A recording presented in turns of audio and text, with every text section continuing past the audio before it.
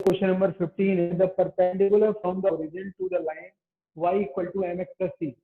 ठीक है, इस पे जो foot of the perpendicular given है वो -1, 2 दिया हुआ है at the point. Find the values of m and c। m और c की वैल्यू हमें फाइंड आउट करनी है।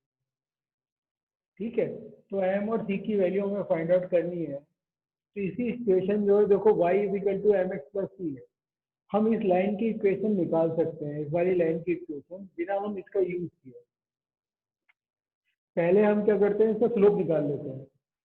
ये जो पॉइंट हमने लिया है, ये लाइन सपोज करो ये एल है। ठीक है, यहाँ इसका नाम हमने वो रख लिया है, ये ए पॉइंट है ना।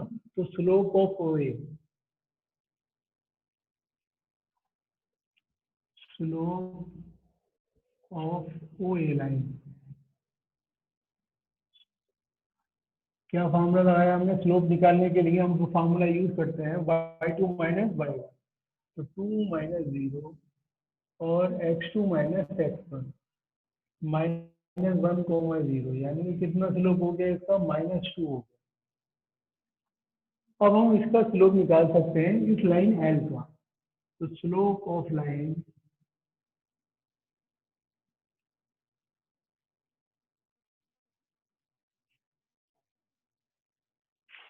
एल, क्योंकि ये दोनों लाइन, ये OA और लाइन एल जो है परपेंडिकुलर है, तो इसका स्लोप कितना हो जाएगा? 1/2 हो जाएगा। क्यों? क्योंकि दोनों की परपेंडिकुलर होने की कंडीशन क्या होती है?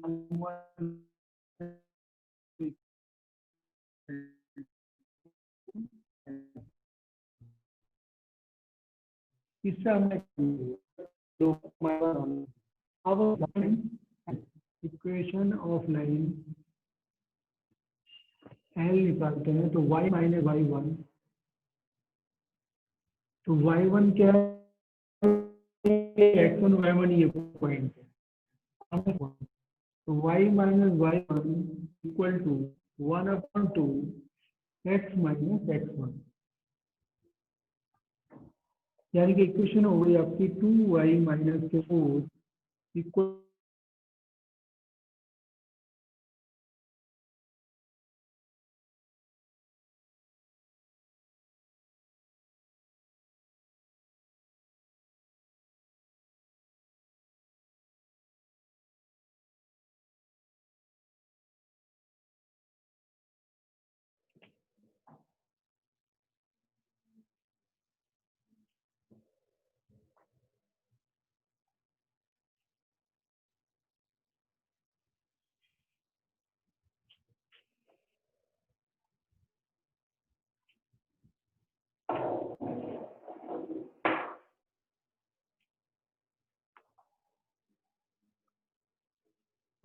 हाँ बेटा, क्वेश्चन नंबर 16 देखो। P and Q are the length of perpendicular from the origin to the line. ठीक है, जो लाइन की इक्वेशन दी हुई है वो है आपकी x cos theta minus y sin theta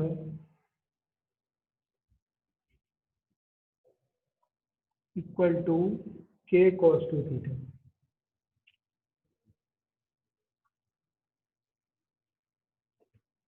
और सेकंड लाइन है आपकी x sec theta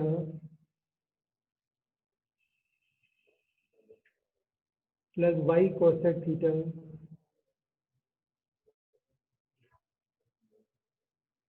equal to k। जो लेंथ ऑफ परपेंडिकुलर है P और Q दी हुई है, कहाँ से? ओरिजिन से, है ना। यहाँ ओरिजिन से ये लाइन सपोज करो फर्स्ट लाइन है, ये सेकंड लाइन है। यहाँ ओरिजिन से परपेंडिकुलर करते हैं वो लेंथ P है, यहाँ ओरिजिन से परपेंडिकुलर ड्रॉ करते हैं लेंथ Q है। ठीक है, और हमें प्रूफ क्या करना है? प्रूफ करना है हमें P square equal to plus 4Q square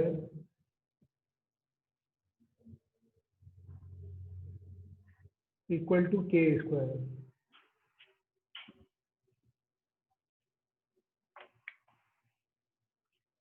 तो यहाँ हमने ओरिजिन से जो परपेंडिकुलर डिस्टेंस निकाली है हमने 0 0 से, है ना। इस वाली लाइन पे अपने परपेंडिकुलर डिस्टेंस निकालते हैं तो हमारा फॉर्मूला क्या होता है ए एक्स, ठीक है। तो यहाँ पर x1 और y1 क्या है आपका 0 0 है, और ये क्या होता है कोफिशिएंट होता है, तो ये पहली टर्म भी 0 हो गई, दूसरी टर्म भी 0 हो गई, ठीक है। फिर क्या आता है आपका c आता है, तो c कितना हो जाएगा, c को आप क्या कर सकते हैं, इसको लिख सकते हो माइनस के cos two theta equal to 0, है ना, माइनस के इक्वल टू 0, है ना, ये c का काम करेगा, क्योंकि जनरल इक्वेशन क्या होती है a x plus b y plus c equal to 0, तो सी है आपका माइनस के cos two theta upon a square plus B square, यानी कि cos square theta plus sine square theta. ये डिस्टेंस जो गिवन है वो आपकी पी दी हुई है, ये पी डिस्टेंस है, तो आप दोनों साइड का स्क्वायर कर लेंगे, ये तो 1 हो जाएगा, यानी कि ये हो गया K square cos square two theta equal to P square. ये हमने इसका नाम हमने थर्ड रख दिया, है ना, फर्स्ट सेकंड हमने पहली दो इक्वेशन को रखा है, ये रिलेशन जो बनाया है इसका नाम हमने थर्ड रख दिया, थर्ड इक्वेशन है। अब जो क्यू जो डिस्टेंस दी हुई है ओरिजिन से वो इस लाइन पे दी हुई है, तो वही फार्मूला वैसे ही हम यूज कर रहे हैं, ए एक्स वन तो 0 हो जाएगा, यहाँ पे भी 0 हो जाएगा, यहाँ सी पे कितना है आपका माइनस के है, तो ये माइनस के हो गया अपॉन रूट के अंदर A square plus B square, ये कितना है sec square theta plus cosec square theta,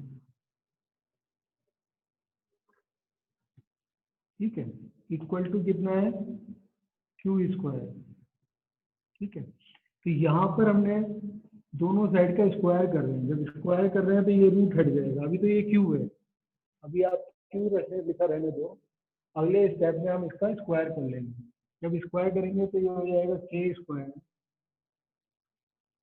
upon, इसको हम लिख सकते हैं 1 अपॉन कॉस स्क्वायर थीटा, इसको लिख सकते हैं 1 अपॉन साइन स्क्वायर थीटा। जब हम एलसीएम ले लेंगे इनका तो यहाँ हो जाएगा साइन स्क्वायर थीटा और कॉस स्क्वायर थीटा, यहाँ आ गया आपका sine square theta plus cos square theta,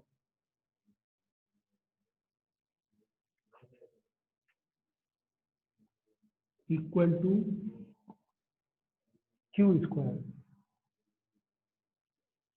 तो ये value sine square theta plus cos square theta ये तो 1 हो गई, इसको हम ऊपर ले गए, तो ये हो गया आपका K square sine square theta cos square theta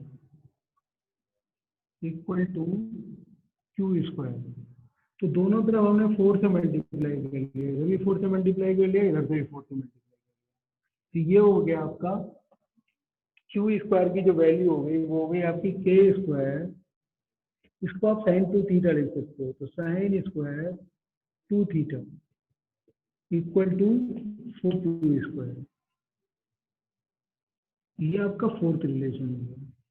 अगर हम इन दोनों को ऐड कर देते हैं, थर्ड को भी और फोर्थ को भी, अगर थर्ड और फोर्थ को आप ऐड करते हो तो क्या हो जाएगा, थर्ड और फोर्थ को हमने प्लस किया, जो हमें प्रूव करना था वो आ जाएगा, तो वो के स्क्वायर तो आप कॉमन ले सकते हो, तो sine square theta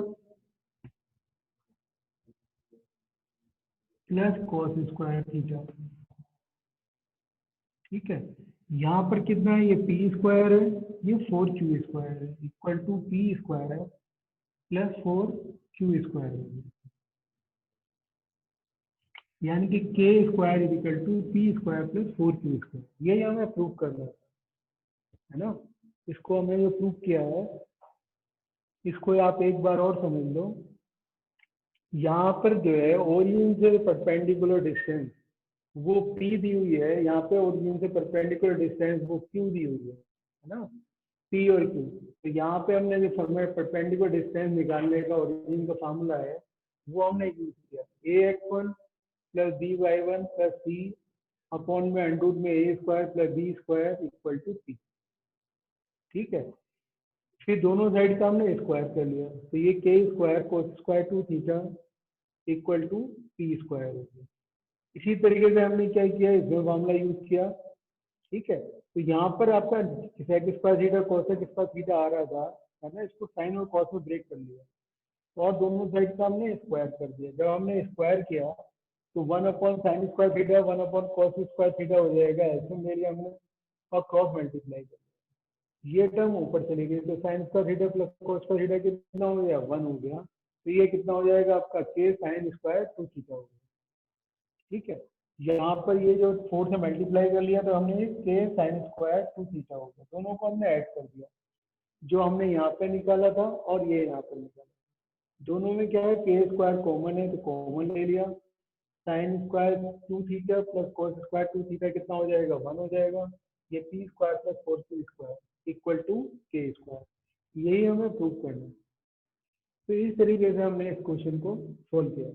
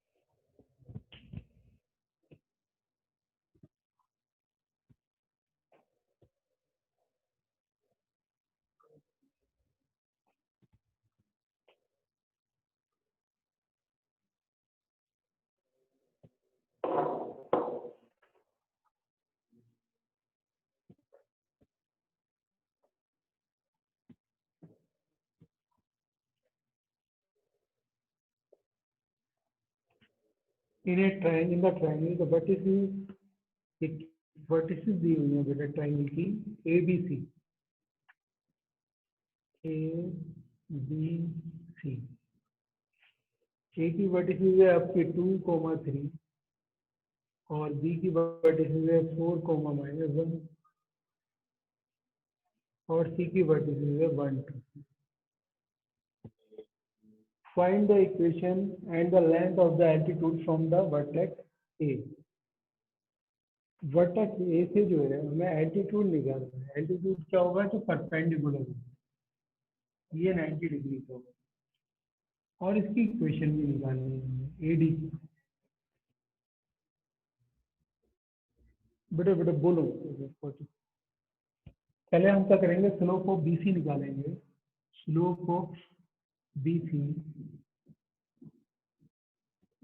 equal to y2 minus y1, है ना, y2 माइनस y1 क्या है, तो 2 + 1 अपॉन x2 माइनस x1, ये आया आपका 3/-3, यानी कि कितना हो गया, -1।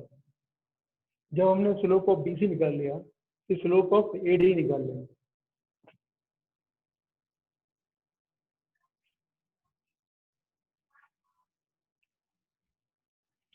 स्लोप ऑफ एडी क्या होगा, जिसके परपेंडिकुलर, वो कितना हो जाएगा, 1 हो जाएगा। कंडीशन वही हमने यूज की है, परपेंडिकुलर वाली, है ना। तो हमें इसी की इक्वेशन अब निकालने में कोई दिक्कत नहीं, ये एल्टीट्यूड का मतलब हमें हाइट भी निकालनी है इसकी, और इस लाइन की इक्वेशन भी निकालनी है। ठीक है, इसकी अगर हम इक्वेशन निकालना चाहते हैं तो यहाँ पर हमने जैसे इसका स्लोप, हमने बीसी का स्लोप निकाल लिया है। ठीक है, पहले आप चाहे इसकी इक्वेशन निकाल, इक्वेशन की इक्वेशन ऑफ बीसी,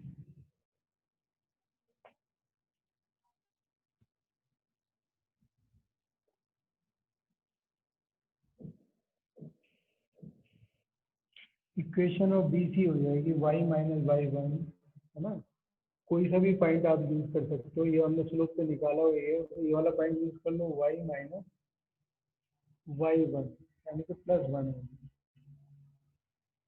है, m कितना है आपका -1, x माइनस के x1, x1 कितना है 4, यानी कि इक्वेशन हो गई आपकी y + 1 equal to -x plus 4, यानी कि x प्लस वाई माइनस के 3 इक्वल टू 0। ये हमने निकाली है इक्वेशन ऑफ BC। हमें कैलकुलेट क्या करना है, in triangle ABC find the equation and the length of the altitude from the vertex. ठीक है, तो हमें इक्वेशन फ्रॉम ए से भी, ये AD की इक्वेशन भी निकालनी है और BC की इक्वेशन भी निकालनी है ना। पी की मतलब हमें एल्टीट्यूड निकालना है, मतलब इसकी हाइट भी निकालनी है AD। तो हाइट तो हम इस वाले फॉर्मूले से निकाल सकते हैं, AX1 plus BY1 plus C upon में √A² प्लस B², है ना। पॉइंट आपका कितना है 2 3। अगर हम हाइट निकालना चाहते हैं तो पहले आप हाइट निकाल लो। AX1, A कितना है 2 × 1 प्लस BY1, B कितना है आपका, B तो 1 है, Y1 3 है, तो 3 × 1 है minus 3 upon A² plus B²। ए का मतलब है जो कोफिशिएंट है, यानी कि 2 और 3 5, 5 में से 3 माइनस किया तो 2 आ गया, 2 अपॉन √2, यानी कि हाइट कितनी आ गई आपकी, √2 आ गई। ये तो आपका एल्टीट्यूड हो गया। अब हम इक्वेशन निकालना चाहते हैं AD की, तो इक्वेशन ऑफ AD हो जाएगी, इक्वेशन ऑफ AD तो वो हो जाएगा आपका y माइनस y1। y1 कितना है 3, m कितना है, ठीक है, m हमने स्लोप निकाला आपका 1, x माइनस के x1, x1 की वैल्यू है आपकी 2, यानी कि y माइनस के 3 इक्वल टू x माइनस के 2, यानी कि इक्वेशन में आप लिख सकते हो y को उधर ले आते हैं तो x माइनस वाई हो जाएगा, और -3 को उधर लेके आते हैं तो +1 हो जाएगा, यानी कि इक्वेशन हो गई x माइनस वाई प्लस 1। यानी कि हमें दो काम करने थे इसके अंदर, हमें AD की जो हाइट है वो निकालनी है, लेंथ निकालनी है, ठीक है, और इक्वेशन भी निकालनी है। तो इसको हमने किस तरीके से सॉल्व किया, इसको सॉल्व करने के लिए हमने पहले स्लोप निकाला BC लाइन का। जब हमें BC लाइन का स्लोप पता चल गया तो हमें AD लाइन का भी स्लोप पता चल जाएगा, जो परपेंडिकुलर की कंडीशन होती है M1 M2 equal to minus. हमें जब AD का भी स्लोप पता चल गया, जब AD का स्लोप पता चल गया तो हम इक्वेशन ऑफ AD निकाल सकते हैं 1 पॉइंट फॉर्म से, y minus y1 equal to m x minus x1। ये 1 पॉइंट फॉर्म से आ रही है इक्वेशन निकल आई। हमें एल्टीट्यूड निकालना था, एल्टीट्यूड निकालने के लिए हमें या तो फिर D पॉइंट के कोऑर्डिनेट पता होते, है ना, फिर कोऑर्डिनेट पता नहीं है हमें, तो फिर हमें इसकी इक्वेशन निकाल लिया हमने पहले BC लाइन की। BC लाइन की जो इक्वेशन आई वो आपकी x प्लस वाई माइनस 3 है। जब इक्वेशन निकालने के बाद फिर हमने फॉर्मूला लगाया AX1 plus BY1 plus C upon √A² plus B², है ना। A और B क्या होते हैं, coefficient of x and coefficient of y। वो हमने इसको सॉल्व कर लिया, तो एल्टीट्यूड कितना आ गया 2 अपॉन √2, यानी कि कितना हो गया √2। तो इस तरह से हमने क्वेश्चन नंबर आपका 17 कंप्लीट कर दिया। लास्ट क्वेश्चन है इस एक्सरसाइज का, वो और देखो।